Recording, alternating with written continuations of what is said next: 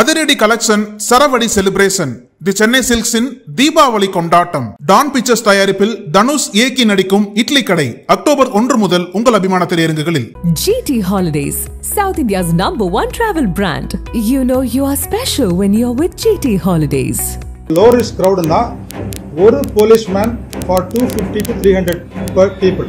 Moderate scale irundhudna one policeman for 100 to 150 people. High risk na one policeman for 50 people.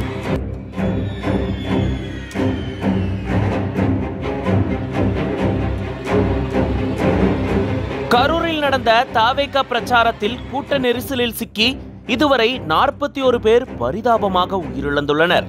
போலீசார் அனுமதி வழங்கிய நேரத்தை தாண்டி பல மணி நேரம் கழித்து விஜய் வந்ததே இந்த சம்பவத்துக்கு காரணம் என்று ஒரு தரப்பினர் குற்றம் சாட்டுகின்றனர். ஆனால் தாவேகாவினர் கேட்ட இடங்களை வழங்காமல் குறுகலான இடத்தை வழங்கியதே இதற்கு காரணம் என தாவேகாவினர் புகார் தெரிவிக்கின்றனர்.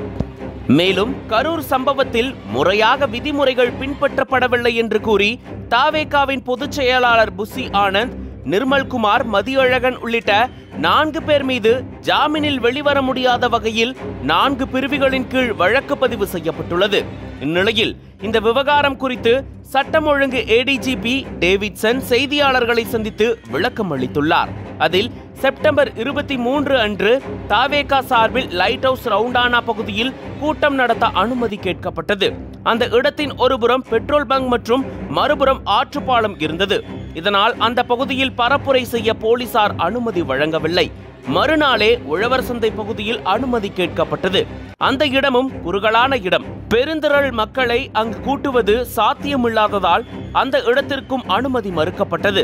பின்னர் காவல்துறை சார்பில் பரிந்துரை செய்யப்பட்ட இடத்தை ஏற்றுக்கொண்டு செப்டம்பர் 26 அன்று தாவேகா சார்பில் பரப்புரை நடத்துவதற்கான கோரிக்கை மனு வழங்கப்பட்டது.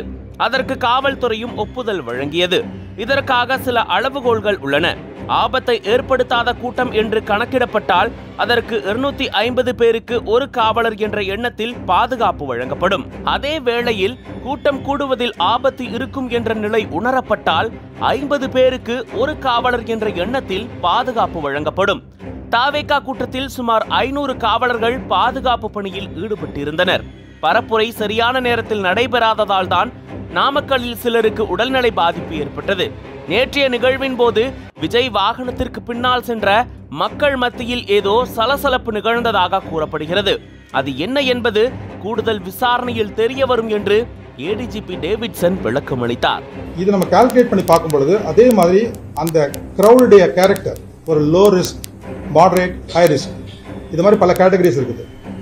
பொதுவாகவே லோ ரிஸ்க் கிரௌடுன்னா ஒரு policeman for 250 to 300 per people.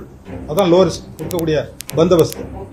அடுத்ததாக மாடரேட் ஸ்கேல் இருந்ததுன்னா one policeman for 100 to 150 people. High ரிஸ்க்னா ஒன் போலீஸ்மேன் ஃபார் 50 people. இங்கே 27ஆம் தேதி நடந்த நிகழ்வுக்கு அங்கே கொடுத்த பந்தோபஸ்து 500 காவலர் அதிகாரிகள். இந்த சூழலில் கரூர் சம்பவம் தொடர்பாக விசாரணை நடத்த உயர்நீதிமன்ற முன்னாள் நீதிபதி அருணா ஜெகதீசன் தலைமையில் ஒரு நபர் விசாரணை ஆணையம் அமைத்து முதல்வர் MK ஸ்டாலின் உத்தரவிட்டுள்ளார். அதன் பேரில் விசாரணையை தொடங்கிய ஆணையம் சம்பவ இடத்தில் வைக்கப்பட்டுள்ள CCTV கேமராக்களையும் ஆய்வு செய்து அப்பகுதி மக்களிடம் விசாரணை நடத்தி வருகிறது. இது ஒருபுறம் இருக்க, கடந்த 27ஆம் தேதி கரூர் பிரச்சாரத்தில் 41 பேர் பலியான நிலையில் விஜய் அன்றிரவே கரூரில் இருந்து புறப்பட்டு தனி விமானம் மூலம் சென்னை நீலாங்கரையில் உள்ள தனது வீட்டிற்கு சென்றார். 2 நாட்களாக தனது வீட்டை விட்டு வெளியே வராத விஜய் இன்று காலை தனது பாதுகாப்பு குழுவினர் புடைசூழ தன்னுடைய வீட்டை விட்டு வெளியே புறப்பட்டு சென்றுள்ளார். ஆனால் அவர் எங்கே செல்கிறார் என்ற எந்த தகவலும் தற்போது வரை வெளியாகவில்லை. நக்கீரன் டிவிக்கு சப்ஸ்கிரைப் செய்யுங்கள்.